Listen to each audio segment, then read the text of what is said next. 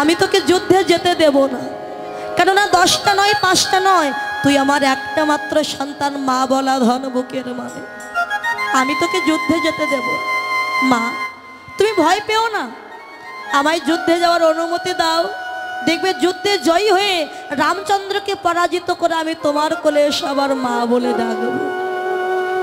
মা সরমা দেবী দেখলেন আমার তরণীর যে প্রভু রামচন্দ্রের ডাক এসে গেছে, শত চেষ্টা করেও আমি ওকে আর ধরে রাখতে পারবো না, কেননা ভগবানের ডাক যখন আসে তখন কেউ তো কাউকে ধরে রাখতে পারে। আস্তে আস্তে কথা বলবেন না, একটু চুপ করুন। তরণী যুদ্ধে তো যাবি বাবা, আয় আমি তোকে সাজিয়ে দিই। সাজাচ্ছে কি করে? সর্বাঙ্গে চন্দন দিয়ে রাম নাম লিখে দিয়েছি। মা আমি যার সঙ্গে যুদ্ধ করতে যাচ্ছি তুমি তারই নাম আমার অঙ্গে লিখে দিলে। বাবা এটা হলো মহামন্ত্র, এই মন্ত্র যতক্ষণ তোর অঙ্গে থাকবে ওই রামচন্দ্রের বাণ তোকে স্পর্শ করতে পারবে না। মা সাজিয়ে তো দিলে অনুমতি দেবে না, আশীর্বাদ দেবে না। কি আশীর্বাদ দিল জানে? কোন পিতা মাতা তার সন্তানকে এমন আশীর্বাদ দেবে না। তরুণীর মাথায় হাত রেখে মা সরমা দেবী কাঁদতে কাঁদতে আশীর্বাদ দিলেন, বাবা তরুণী তোর শিরে কর দিয়ে করি আশিস, তুই এই রাবণ বংশে যেন আর কোনোদিন ফিরে না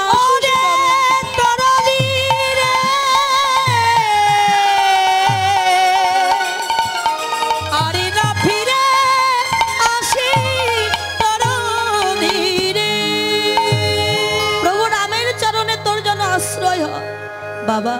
তুই তো চলে যাচ্ছিস প্রভু রামের চরণে, আর যদি ফিরে না আসিস যাওয়ার আগে একবার শেষবারের মতো তুই আমায় মামা বলে ডাক রে বাবা।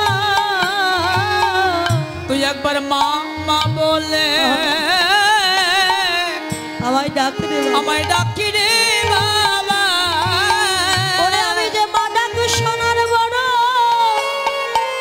কাঙালিনী,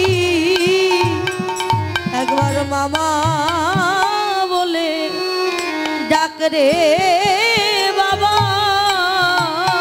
মা ডাকি শোনা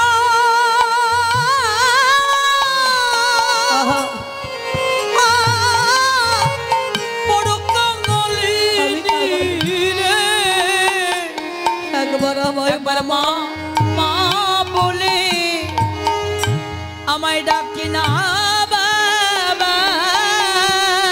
একবার মা বলে ডাক।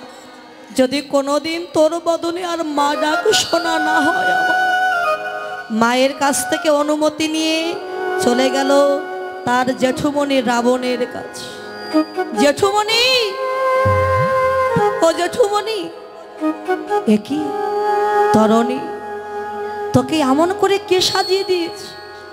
জেঠুমণি আমার মা আমায় সাজিয়ে দিয়েছে। রাবণ কেঁদে বললেন, তরণী আমার রাক্ষস বংশে এখনো একজন রাম ভক্ত আছে। আমি যদি তোর মায়ের ভাসুর না হতাম, বড় না হতাম, তোর মায়ের চরণ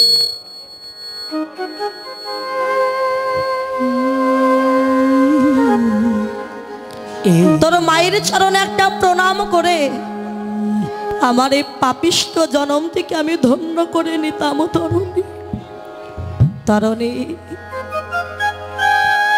তরণী রে,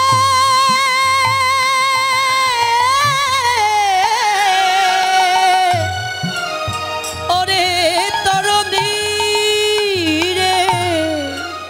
জেঠুমণি আমি যুদ্ধে যাওয়ার জন্য এসেছি, তুমি আমায় যুদ্ধে যাওয়ার অনুমতি দেবে না।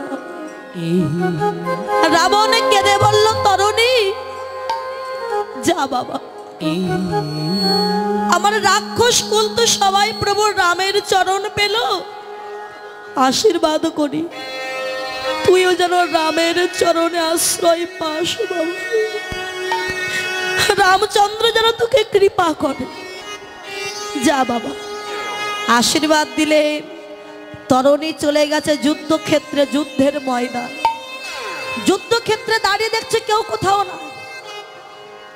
ভগবানকে না ডাকলে কি ভগবান আসে? যুদ্ধক্ষেত্রে দাঁড়িয়ে বললেন, কোথায় রামচন্দ্র? বাহিরে এসো, আমি তোমায় যুদ্ধের অনুমতি, আমি তোমায় আহ্বান করলাম, বাহিরে এসো। রামচন্দ্র, বিভীষণ, লক্ষণ বাহিরে এসে দাঁড়িয়ে। রামচন্দ্র বললেন, বিভীষণ, কে ওই পুত্র? তুমি ওকে চেনো?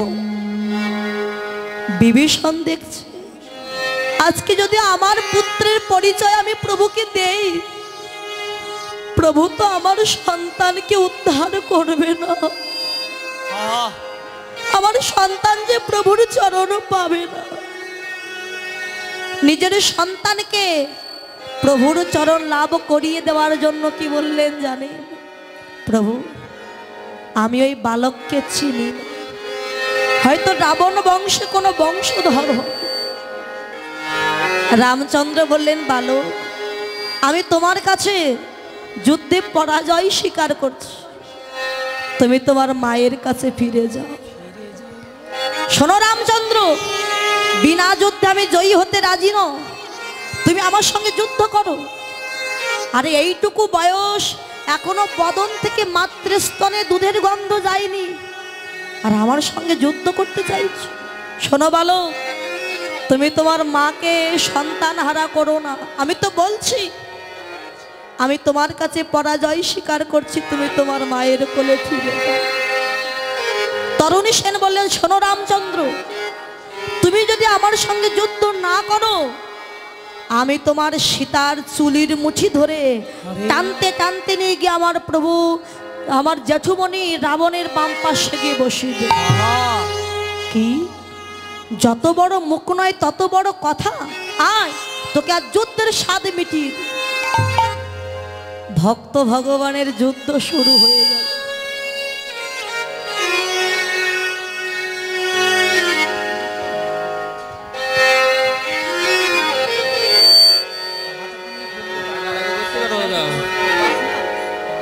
যখন ভক্ত ভগবানের যুদ্ধ শুরু হয়ে গেছে,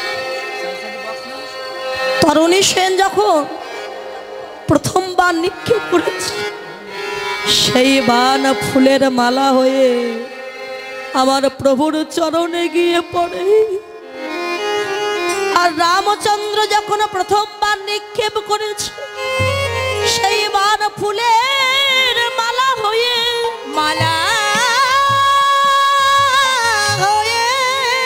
আমার তরুণী সেনের গলায় গিয়ে পড়েছে। এমনি ভাবে কেউ কাউকে পরাজিত করতে পারছে না। বিভীষণ দেখছে, আমার সন্তানের মৃত্যুবাণ যদি প্রভুর হাতে তুলে না দেই, প্রভু তো আমার সন্তানকে উদ্ধার করতে পারবে না। প্রভু, এই নাও বৈষ্ণব বাণ, এই বাণ দিয়ে তুমি ওই পুত্রকে বধ করো। যেই না বৈষ্ণব বাণ তুলে দিয়েছে, বৈষ্ণব বাণ যখন নিয়েছেন প্রভু রামচন্দ্র হাতে, বাণটা দেখে তরুণী সেন তীর ধনুক মাটিতে ফেলে দিয়েছে। ফেলে দিয়ে এমন করে করজোড়ে দাঁড়িয়ে কাছে আর মনে মনে বলে, প্রভু তোমার চরণে আমার একটু আশ্রয় দাও প্রভু। যেই না বৈষ্ণব বাণ নিক্ষেপ করেছে, ওই বাণটা গিয়ে তরুণী সেনের মস্তকটা কেটে দেহটা মৃত্তিকার উপরে, মস্তকটা শূন্যের উপরে জয় রাম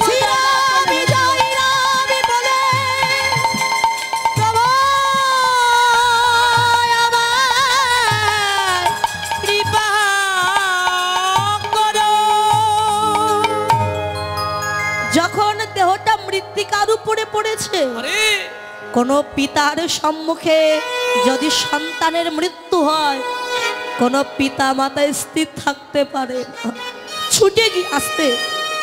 ছুটে গিয়ে তরুণী সেনের মৃত দেহটা বুকে জড়িয়ে ধরেছে।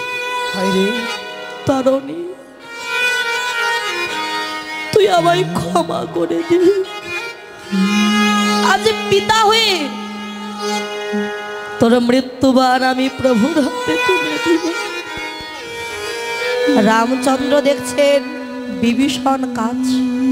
বিভীষণ, আমি তো একে একে রাক্ষস কুলের সবাইকে উদ্ধার করলাম, কোনোদিন তো তোমার চোখে আমি এক ফোঁটা জল দেখি, আজকে তুমি কাঁদছো। সত্যি করে বলো, কে কে ওই বালক, কি তার আসল পরিচয়? প্রভু শুনবে, তুমি শুনবে ওকে, ও যে আর কেউ নয়, এই অধমের একমাত্র বাবা বলাধর, বুকের মানিক তরণী। আমার বাবা বলাধর, একমাত্র বুকের মানিক, সে যে আমার তরণী। কি করেছে বিভীষণ? নিজের পুত্রের মৃত্যুবান তুমি আমার হাতে তুলে দি। প্রভু, আমার পুত্রের মৃত্যুবান তোমার হাতে যদি তুলে না দিতাম, আমার সন্তান যে তোমার চরণে পেত না। আমি আমার সন্তানের জন্য কাঁদছি, যে ভগবানের চরণ পেল তার জন্য কাঁদবো কেন? কাঁদছি কেন জানো? তুমি তো একে একে সবাইকে উদ্ধার করো, কিন্তু বলো বলো দয়াময়, এই জগতে আমার গতি কিবা হবে? বলো বলো বলো আমার গতি,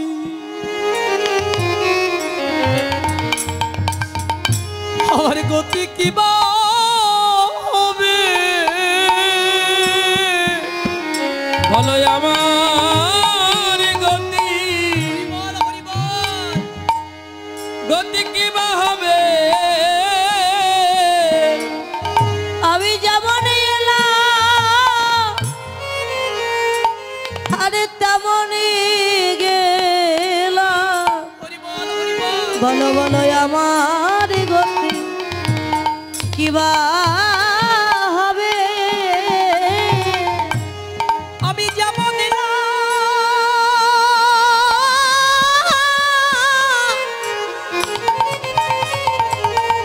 তেমনি গেলাম।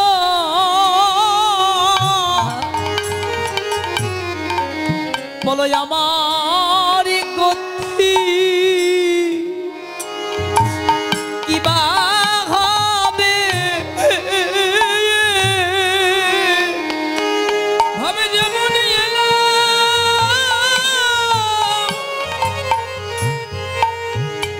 আমি তেমনি গেলাম। দয়া বলো আমার গতি কিবা হবে? আমি যেমনই এলাম তেমনই গেলাম, আমি কি তোমার চরণ পাবো না? কেঁদো না বিভীষণ, আশীর্বাদ করলাম, একে একে চারি যুগ তুমি আমার কৃপা পাবে। রামচন্দ্র দেখছে তরুণী সেনের মস্তকটা শূন্যের উপরে জয়রাম জয়রাম বলে ভেসে বেড়াচ্ছে, মস্তকটা বুকে জড়িয়ে ধরে রামচন্দ্র কেঁদে বললেন, তরুণী তুই তো আমার পরম ভক্ত, এ জন্মে তো পাওয়া হলো না তোর সঙ্গ, তাই আগত দাপর যুগে তুই হবি আমার মরম সখা আর আমি হব কৃষ্ণ। তুই যাওয়ার বেলায় যে সুবল বলে যাচ্ছিস, আশীর্বাদ করলাম, দাপর যুগে মরম সখা হবি, তোর নাম হবে সুবল। সেদিন তোর মতো ভক্তের সঙ্গ করে আমার জনম আমি ধন্য করে নেব।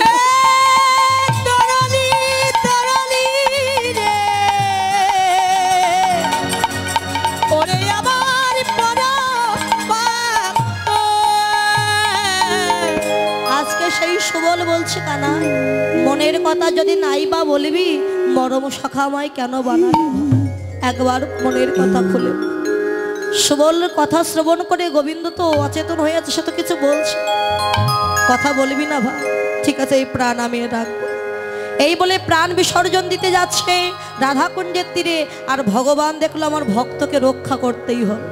গোবিন্দ চৈতন্য পেয়ে সুবলকে ডাকছে, ওরে শুনো রে সুবল ভাইয়া নিবেদন